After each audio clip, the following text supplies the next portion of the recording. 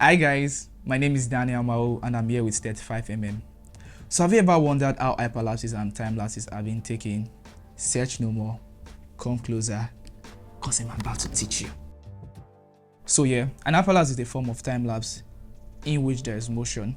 So what I mean by motion is in which the camera is either moving away, moving closer, moving zigzag, or any kind of movement. For this tutorial, so the location we're going to be using is a church in the Lagos Island. I moved around the building and checked what position was best for me to take this time lapse without also obstructing the road or disturbing any of the vehicles moving on the road. And we found a location which was at the side of the church, and that was very perfect to take this time lapse.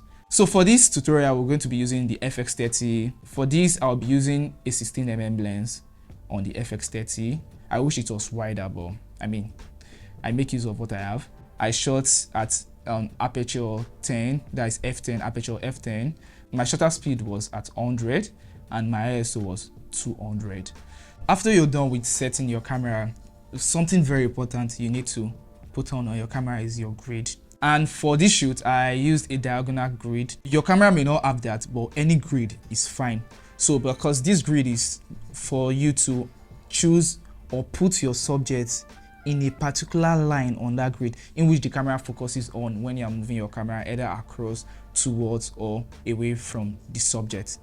So for this shoot, we're moving across the subject. So I placed my subject in the top middle part of the grid, which was the cross, which is where will be our point of reference. So all through this shoot, this cross will be in the middle. It's not a must use a tripod, but to make things easier for you, you use a tripod. You could actually just hold your camera and make sure that point is in the middle and set. But to make things a little bit more accurate for myself, I decided to use a tripod, since tripod is way balanced all through, and most of these tripods, they have a way you can check if they are balanced or they are not balanced. Some of the tripod we use doesn't have the balanced stuff, so what you can do is to put on your levels on your camera. What your level actually does is it makes you balance your camera horizontally. So it's not as if when you're shooting your hyperlapse, one of the pictures is like this and the other is like this. So to keep everything balanced for you is also a good feature to put on if your camera has that. It's always good to get everything straight from the camera. So that's why I would advise you to use a tripod.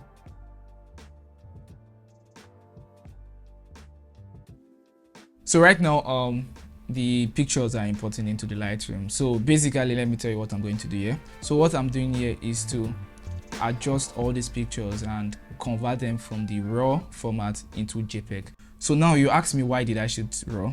So the reason I shot RAW is so that I can have the full flexibility to tweak my photos and make them look as I want. Because anything that is RAW is basically RAW, which means you can process it the way you want it to be. You have to know how long your hyperlapse will last.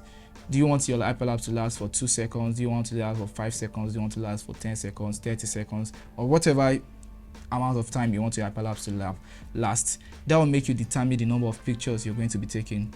For example, if I want to make my hyperlapse last for just 2 seconds, and we know that for 24 frames per second, we have 24 pictures in 1 second, which means 2 seconds would be 24 times 2.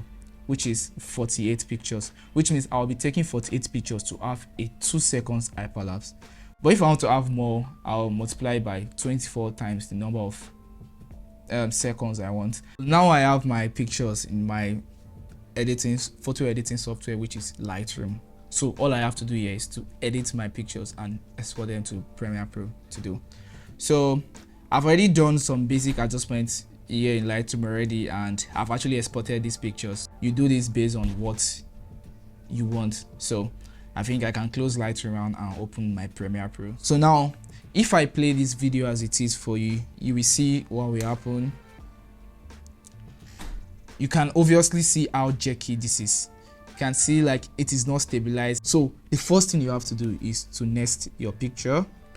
When you nest it, there's an effect in Premiere Pro. It's called warp stabilizer. So you come to your effect panel and search warp stabilizer. So when you get the wipe stabilizer, all you have to do is to drag it on your clip. For the best settings, you don't have to leave it this way. You have to come to your advanced, and under advanced you see some option like fast analysis and detailed analysis. So I advise you to uncheck the fast analysis and on the detailed analysis. So when you do that, you can also change the method of smoothness to position, scale, and rotation, and you just leave the software to do the magic for you. Now that the software is done editing, you will notice the wipe stabilizer actually cropped in so much, and we don't want that. We don't want to just see this. So if I'm going to play this, and you see that you literally can't see any detailed, like it's too cropped in. So what I'm going to do right now is I'll come to my settings, so my wipe stabilizer settings, and I will go under smoothness and change the smoothness settings to let's see 10. So I think this should do. You could actually go lower. Sometimes you can go to lower to as low as 2. I'm sure that works, but we're going, for the sake of this tutorial, we're going to leave it as 10. So now you can see the reason why I said you should, when you're shooting, you should make this as level as possible. You should make sure you shoot everything as perfect as possible, so that when you come in post, your editing software is not going to crop in your footage so much. So now since I've changed it to 10, I think we can really see this well. So I'm going to play this for you. This is what we're talking about. Thank you so much for staying to the end of this video, and we'd love to see what you'll be creating with this.